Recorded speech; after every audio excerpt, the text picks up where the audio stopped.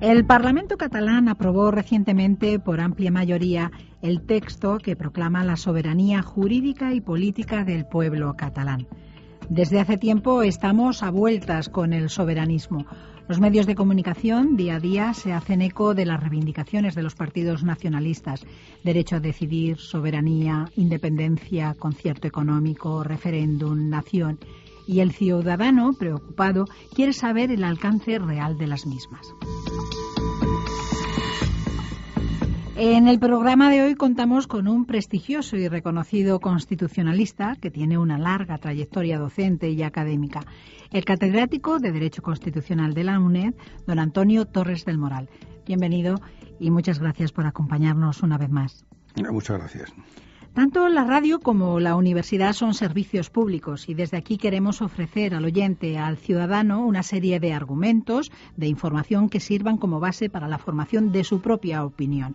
Es importante ir a los antecedentes históricos y a los conceptos básicos. Y podemos comenzar por los conceptos, por el de soberanía. ¿Cómo definir esta categoría teórica que no sé si es una cuestión pacífica o no dentro de la teoría política y el derecho constitucional, profesor Torres? Bueno, en teoría política y en derecho constitucional no hay nada pacífico nunca, ¿no? Todo está en vías de, ¿no? Aparecen unas cosas y desaparecen otras y se van formando nuevos conceptos y nuevas realidades. Pero, en fin, el concepto de soberanía tiene más de 1000 años, ¿no?, de trayectoria.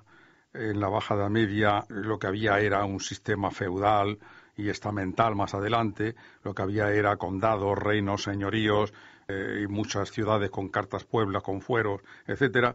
Y no había una unidad nacional, digamos, en España, tampoco la había en Francia, menos aún en Italia, etcétera. Poco a poco en algunos países, entre ellos España, pues el rey, como primus inter pares, es decir, el más importante entre los iguales, va alzándose con el poder y va desplazando a los señores feudales hasta que finalmente ya en la Constitución de Cádiz abole los señoríos, ¿no? Y esa emergencia de un poder sobre los demás, un poder superior a los demás e independiente hacia el exterior, es lo que se llama soberanía. Soberanía significa poder superior en el interior, es decir, sobre los señores feudales, etcétera, y poder independiente del imperio y del pontificado, que tenían pretensiones de ser, con las palabras que entonces se utilizaba, los señores del orbe, ¿no? Entonces los reyes, Francisco I de Francia, en España, los reyes católicos, etcétera, dice, non habemos superior a nos en el temporal. No tenemos superior a nosotros, no existe en el poder temporal, en el poder político. El poder espiritual de la Iglesia es otra cosa, pero no es superior a nosotros. Esa superioridad del poder en el interior es la soberanía, que al mismo tiempo es independencia frente al exterior. Ese es el concepto que después se ha ido matizando, si se quiere. Actualmente ya se habla de la crisis de la soberanía, lo mismo que se habla de la crisis del Estado, pero a la vista está de que por muy en crisis que esté, algunos la pretenden. Por lo tanto, no está tan en crisis cuando es un botín que algunos esperan alcanzar alguna vez. Algo significará para ellos cuando lo pretenden. Una de las cosas que se habla en este caso en el ámbito catalán es el derecho a decidir. ¿Ese derecho existe? ¿Qué quiere decir el derecho a decidir? Ya que estamos hablando de conceptos. Claro, es hablando con términos diferentes decir lo mismo, porque Cataluña, ¿qué puede decidir que no haya decidido ya? Pues ha decidido su constitución y comunidad autónoma, se dio primero su estatuto, después se dio el segundo estatuto, maneja caudales públicos, etcétera, etcétera, tiene una cantidad enorme de competencias, y entonces cuando habla de derecho a decidir algo más. ¿Y qué es algo más? Pues ese algo más es soberanía. Es decir, decidir sobre su propio destino dentro o fuera de España, dentro o fuera de la Unión Europea, es decir, independencia. Soberanía e independencia, es decir, poder supremo e independiente. Ese es el derecho a decidir. Se le llama de otra manera para presentarlo como algo muy democrático. ¿Cómo nos pueden discutir a un pueblo el derecho a que decidamos por nosotros mismos? Sí, pero ¿qué es lo que quieren ustedes decidir? Depende. Ustedes lo que quieren es el poder superior en el interior e independiente hacia afuera. Y no solamente eso, sino que apoyándose en eso, ingresar en la Unión Europea, de la mano de quién, etcétera, etcétera, ¿no? Esa es la jugada política que se reviste con lo del derecho a decidir, que parece que es muy democrático, pero encierra otras cosas más.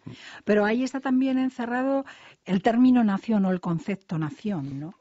Sin duda. Porque ya no tanto como pueblo catalán, sino como nación catalana. Bueno, lo de pueblo y nación vamos a dejarlo a un lado, que plantea todavía más problemas, Más ¿no? aún. Dejémoslo en lo de nación. Sí, en efecto, habría que hacer un poco de historia, pero bueno, se apoya en el principio de las nacionalidades que Mancini formuló a mediados del siglo XIX, que viene a decir, toda nación tiene derecho a dotarse de un Estado. Y ese principio de las nacionalidades se ha utilizado en dos sentidos. En un sentido secesionista, pues había muchos territorios que se consideraban nación y se han segregado del ente que los cobijaba antes, pero también en sentido anexionista. Por ejemplo, cuando la Unión Soviética se anexionaba territorios próximos, arguyendo que allí habitaban muchos ciudadanos rusos y que, por lo tanto, pertenecían a la Rusia, etcétera, ¿no? En ese sentido anexionista también, pues, toda nación tiene derecho a expandirse todo lo necesario hasta llegar al límite de donde viven sus ciudadanos, etcétera, ¿no? Aunque lo normal ha sido en la historia de estos dos últimos siglos y medio, casi 2 siglos, ha sido el que funcione en sentido separatista o secesionista. ¿Y por qué se plantea en España? Pues en realidad España, como dijo Ortega hace 90 años, España invertebrada, es un libro que publicó entonces y hacía referencia a eso, que España pues no había logrado cohesionar sus distintas partes. Pensemos que aunque se dice que los Reyes Católicos lograron la unidad de España, no es del todo cierto. Lograron la unión de reinos. No es lo mismo unión que unidad. La unión es un acto de juntarse con. La unidad significa que dos cosas se hacen una, que es distinto, ¿no? Carlos I, el emperador V de Alemania, se titulaba a sí mismo rey de Castilla y de Aragón. Y su madre, doña Juana. Y todavía Gracián en el siglo XVII habla de Aragón como una nación o como un reino, ¿no? Es decir, en España lo que ha habido ha sido reinos, condados, señoríos y ciudades y 8.000 municipios cuando la explosión del municipalismo en Cádiz. Es decir, y todo eso con una cierta amalgama no cohesionada del todo, ¿no? A principios del siglo XVIII, con el cambio de dinastía, de la dinastía Austria a la dinastía Borbón, con el triunfo de la dinastía Borbón, con Felipe V, que se dicta el decreto de unificación, ahí pudo haberse, lo mismo que se logró en Francia, la unidad, pudo haberse logrado la unidad en España, pero el mismo decreto de unificación ya llevaba dentro de sí la contradicción, porque abolía los fueros de las regiones que no lo habían apoyado y mantenía los fueros de las regiones que sí lo habían apoyado en la guerra. Eso no es unir, eso es mantener, incluso enquistar la diversidad, el fraccionamiento. Y esa es la mala suerte que ha tenido nuestro país, que no se ha vertebrado nunca o casi nunca. A eso se le ha querido hacer frente en el siglo XIX con un federalismo que fue prácticamente visto y no visto durante unos meses nada más, la locura del cantonalismo de la Primera República. Se quiso vertebrar mediante el llamado Estado Integral de la Segunda República, al cual sucedió uniformismo nacionalista español del régimen de Franco Bahamonde, en la que se perseguían todas las manifestaciones culturales de las regiones o de las comunidades o nacionalidades españolas, y a eso quiso hacer frente la Constitución española con el denominado Estado autonómico, ¿no? Que en principio pareció que podía ser la solución, aunque bien estamos viendo que no lo ha sido del todo. ¿Y por qué? Porque el constituyente español no cerró el sistema, sino que más bien abrió la posibilidad de constituir comunidades mediante lo que ha venido denominándose por la doctrina del principio dispositivo. Es decir, que cada región o unidad de provincia o una o varias provincias que tenían cierta unidad histórica, social, geográfica, económica, etcétera, podía constituirse en comunidad autónoma y decidían pues su nombre, su sede, su capital, su himno, su estatuto, el principio dispositivo, cada cual hizo lo que le pareció. Y ha habido muchas inconstitucionalidades, hay que decirlo así porque es verdad, muchas inconstitucionalidades en la creación del Estado autonómico español. Y junto a muchas inconstitucionalidades ha habido diferencias no siempre asimilables, no siempre bien recibidas, y semejanzas también no siempre bien recibidas. Hay algunas comunidades autónomas que no quieren ser iguales que las demás y hay algunas otras que no se conforman con ser menos. Es decir, que el Estado autonómico no ha resuelto el problema. Volviendo un poco a la historia y a lo que nos estaba hablando de la España invertebrada, me planteo por qué en otros países como Estados Unidos o Alemania, que son estados federales, sí que se consigue que ese estado como país al final funcione y sin embargo nosotros seguimos con ese lastre, ¿no? Sí, ciertamente. El caso paradigmático es Alemania, ¿no? Alemania era un conjunto de reinos y principados y tal, y sin embargo consiguió una unidad y ahora mismo es una unidad, bueno, primero, después se dividió artificialmente por la Segunda Guerra Mundial, ¿no? Pero es una unidad bastante cohesionada, ¿no? A pesar de las diferencias que todavía existen económicas, etcétera, entre el este y el oeste. El caso de Italia ha permanecido alguna reivindicación en la Padania, es decir, en el Valle del Po, etcétera, pero parece que no va a mayores, ¿no? Hay unas regiones que tienen un estatuto de autonomía especial y otras tienen un estatuto de autonomía común, pero no hay un movimiento secesionista serio, ¿no? Y el caso de Estados Unidos sí que fue serio. En Estados Unidos hubo una guerra, ¿no? Una guerra de 4 o 5 años porque los confederados del sur no querían una unión tan estrecha como es la federal, ¿no? La distinción entre confederación y federación que muchos no tienen clara. Y finalmente triunfaron los federales, con Lincoln, etcétera, triunfaron los federales.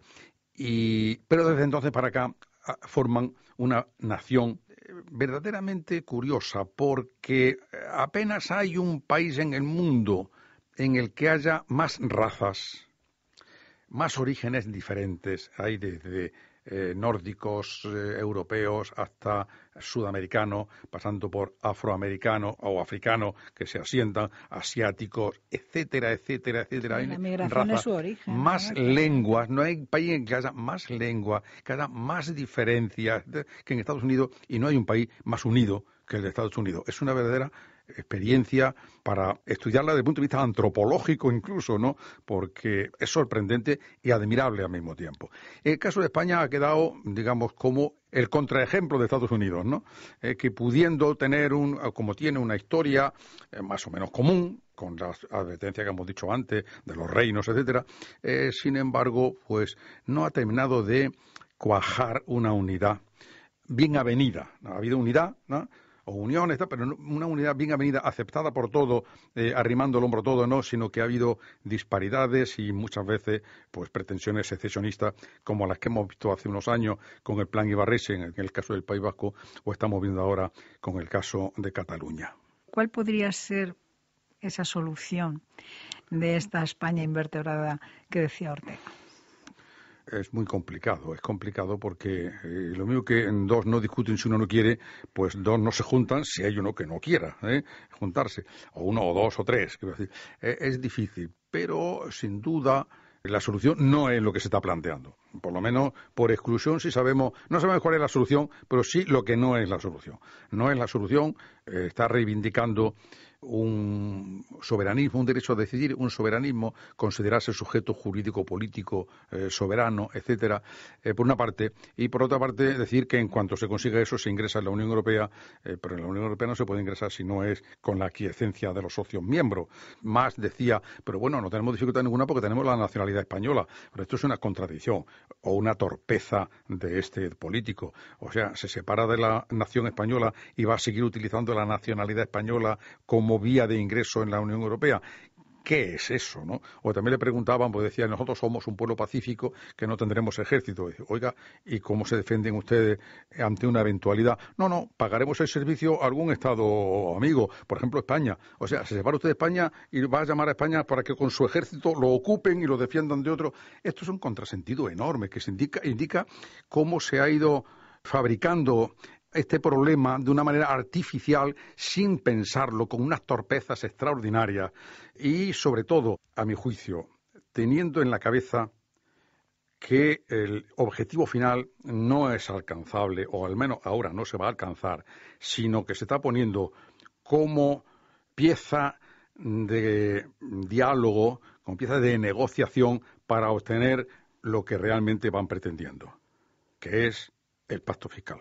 Pues eso me gustaría que nos hablara. ¿Es un paso más el pacto fiscal o el concierto económico hacia esa independencia desde el punto de vista de los nacionalistas? Sí, porque todo paso que se dé se puede aprovechar como punto de apoyo para pretender un punto más, ¿no?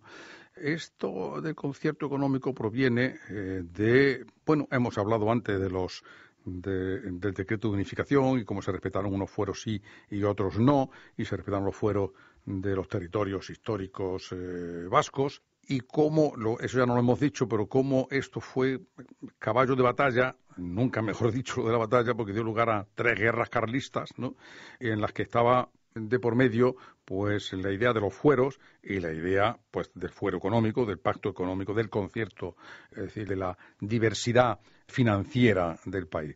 Después de la tercera guerra carlista, las perdieron los carlistas los 3, pues Cánovas, se abolió todos los llamados derechos históricos, suponiendo que eso sea fácil de definir, lo que era, ¿no? Pero en compensación se les concedió un concierto económico. Y eso lo respetó Franco. Lo respetó Franco a medias, ¿no? Lo respetó en un territorio histórico sí, en otro no, depende de si lo habían apoyado o hubiera sido más difícil o no la ocupación de ese territorio. Lo respetó a medias, en Álava sí, en Vizcaya no, etcétera, ¿no? Pero en la Constitución española se planteó el problema de que el nacionalismo vasco pues rehusaba el apoyo a la Constitución y había un decidido empeño en conseguir por primera vez al menos la unidad, ¿no? Y para que el nacionalismo vasco se incorporara al régimen constitucional nuevo, se ideó el de reconocer los derechos históricos, que realmente en lo que consisten hoy en día no es en lo que consistían hace tiempo, sino en el concierto económico, es decir, en el dinero, en una palabra, y se les aceptó así y se incluyó en una disposición adicional, es decir, no está en el texto propiamente dicho de la Constitución, el texto articulado de la Constitución, sino en una disposición adicional. Eso también que es Constitución, pero quiero decir cómo se encajó eso un poco con calzador en el texto constitucional. Se admite eso, se incorpora eso a la Constitución y ni así se consiguió que el nacionalismo vasco se incorporara a la Constitución, sino que más bien lo que dijo fue: esta no es nuestra Constitución, nosotros vamos a proponer la abstención de nuestro pueblo, como así fue. Cosa distinta de Cataluña. El nacionalismo catalán participó en la ponencia constitucional. El señor Roca, ¿no?, estuvo presente y participó activamente. Apoyó en los debates constitucionales pues la mayor parte del texto constitucional o todo el texto constitucional. Apoyó alborozadamente el final. Celebró un referéndum en el que la Constitución española fue aprobada por una abrumadora mayoría. Y en Cataluña la Constitución durante bastante tiempo ha sido considerada como la Constitución de la libertad.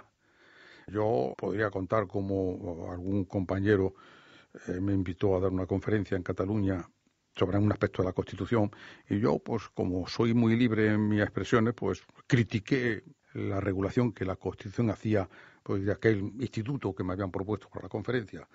Y a la salida, la persona que me había propuesto la conferencia me regañó.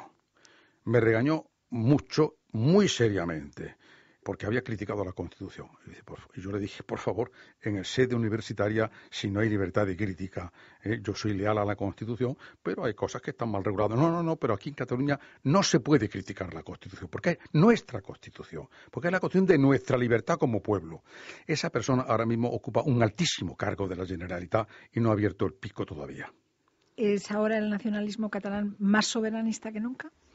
Sí, sin duda, porque ha visto la oportunidad. Una oportunidad cogida al pelo, una oportunidad cogida al pelo, porque más que yo lo consideraba un estadista, o al menos un político mejor de lo que está siendo, a la vista de una manifestación en la Diada, una manifestación multitudinaria, se creyó que ya estaba hecho, ¿no? Y se montó en el carro, disuelve el Parlamento, convoca elecciones con un programa separatista, etcétera. Pero, bueno, por favor, una manifestación es una manifestación. y no más, porque si no estaríamos de manifestaciones, estaríamos cambiando nuestras leyes cada vez que hay una manifestación en la Plaza de Colón. Y no es eso, ¿no? Es decir, las manifestaciones son manifestaciones, pero no son ni leyes, ni no son movimientos. ¿Y cuánto entra en una manifestación? 1 millón. ¿Cuántos millones de habitantes tiene Cataluña? 7 millones. Bueno, ¿a dónde vamos, no? Pero montarse o subirse al carro y ponerse al frente de la manifestación porque ha sido más multitudinaria que la de otros años y de ahí dar un paso al soberanismo no es más que intentar aprovechar que el Pisuerga pasa por Valladolid para sacar tajada, ¿no? Y después ir improvisando, como hemos dicho antes, lo del ejército, lo de la nacionalidad española, ir improvisando sobre la marcha. Pero a la postre, la patronal catalana, que donde está, como se trata todo de dinero, la patronal catalana pues ha puesto un poco los ojos en blanco diciendo a dónde vamos y le ha hecho ver a Artur Mas que de soberanismo, que se deje de soberanismo y de aventura, que se está dividiendo la sociedad catalana, que a ver, incluso si consiguiera convertirse en Estado, tendría una población dividida al 50% y eso es ingobernable. Y que lo que hay que conseguir es el pacto fiscal. Esto es, una vez más, el dinero. El interés es el dinero en este caso, porque es lo importante, también es lo que da poder, a mí no me cabe ¿no? la menor duda que todo esto es un órdago a la chica, como dice jugador de chica, perdedor de mus, ¿no? Un órdago a la chica para quedarse después en el pacto fiscal, que no es poco, porque esto genera después otra serie de problemas. Ahí no se acaban los problemas. Genera, en primer lugar, porque será punto de apoyo para nuevas reivindicaciones. Pero en segundo lugar, porque después hay 16 comunidades autónomas, entre ellas algunas muy beligerantes, Valencia, Andalucía, etcétera, que no se van a conformar. Y es otra vez el lío de la igualdad, la desigualdad, las comunidades diferenciadas o no diferenciadas, etcétera. O sea, el caso de nunca acabar. ¿Es necesario entonces una reforma de la Constitución? Absolutamente, ¿O esto absolutamente. se solucionaría con una reforma? No creo, tampoco. Tampoco, ¿no? Las cosas no tienen solución. Quiero decir, en política no se solucionan las cosas, se van conllevando, como decía también Capeando, Ortega. llevando. Ortega decía que el problema catalán hay que conllevarlo. En el sentido hay que llevarlo con resignación y con paciencia. En política, solucionar las cosas no se van llevando más o menos, ¿no? Pero lo que sí está claro es que con la actual regulación constitucional, que se está quedando viejita y está teniendo grietas por muchos sitios, sí que no se puede hacer regla. Hace falta una renovación, una reforma constitucional a fondo. Pero para esto hace falta un pacto político que tampoco está en el horizonte que los actuales partidos políticos mayoritarios estén dispuestos a alcanzar. Más bien lo contrario. Con lo cual es tirar piedras contra el propio tejado. El Parlamento catalán hace poco aprobó por amplia mayoría, 85 votos a favor, 41 en contra y 2 abstenciones, el texto que proclama la soberanía jurídica y política del pueblo catalán. La estrategia del Gobierno de no contestar, de no hablar, de enfriar el tema, ¿es la más idónea, la más adecuada para esta situación? Bueno, un poco de sofrosine, que dirían los griegos, ¿no? Tranquilidad, pues prudencia, tal, no está mal, ¿no? Porque muchas veces los problemas los soluciona el tiempo y hay problemas que no los soluciona ni el tiempo, ¿no? Pero bueno, ahora tampoco se puede dejar pudrir el problema porque se nos puede explotar en las manos, ¿no? Está bien dejar pasar un tiempo y hablar y negociar, pero finalmente el gobierno se ha decidido a impugnar ante el Tribunal Constitucional, conforme al artículo 161.2 de la Constitución, esa resolución del Parlamento Autonómico catalán, y el Tribunal Constitucional inmediatamente está obligado a suspender la resolución, por lo menos por 5 meses, ¿no? Y en 5 meses, o antes, si acaso, levantarla o prolongar la suspensión. En una palabra, eso ha sido otro paso más para hurgar en la herida, para ver qué tal, para obligar al gobierno central a tomar medidas contra las cuales después volver a protestar. Así, ahora, cuando se impugna, pues naturalmente se hablará de que el nacionalismo español, intransigente, etcétera, y al siguiente paso que dé el gobierno central, pues volverá. Es decir, se trata es justamente de eso, la espiral de la controversia cada vez más aguda, intentando que haya eco internacional de la misma. Para eso están esas casas pseudo-embajadas que hay, que también el poder central finalmente, y digamos, afortunadamente, y ya era hora de que va a intentar que no sean utilizadas para hacer publicidad o propaganda separatista de Cataluña, pero ya han contestado también a eso diciendo que el nacionalismo español intransigente pues está en pendiente. O sea que el nacionalismo es malo cuando es español y es bueno cuando es catalán. Eso me parece un juego de niños. Pero estas cosas que parecen un juego de niños, sin embargo, políticamente son muy eficaces porque crean opinión. Y ya por último vamos a concluir este programa que estamos dedicando al soberanismo, y una de las cosas que también tienen decidido o tienen pensado y que quieren llegar a hacer es el referéndum por aquello del derecho a decidir. ¿Cuál es su opinión a este respecto? Y con un minuto concluimos. Referéndum que no es decisorio, sino que es consultivo. Es una consulta que se dice, porque no se le permitió que utilizaran la palabra referendo y han utilizado en el estatuto la palabra consulta. Las consultas, que si no son decisorias, pues es una encuesta.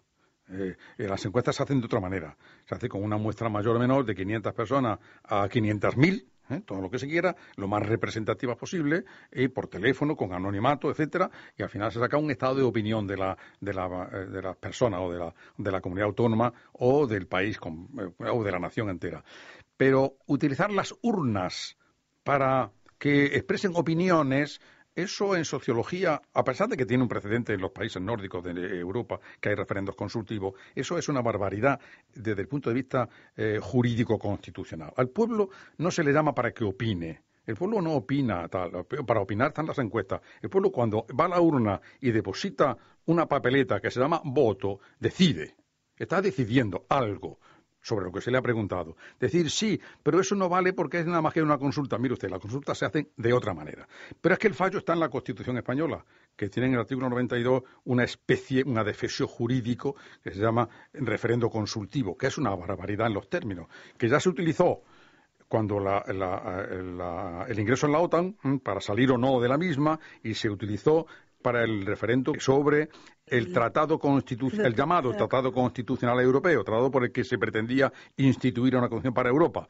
En el primer caso, Felipe González, a la sazón presidente del gobierno, dijo, y es consultivo nada más. Al final tuvo que reconocer, bueno, nos vincularemos al resultado. Faltaría más. Si el pueblo se pronuncia, hay que vincularse al resultado.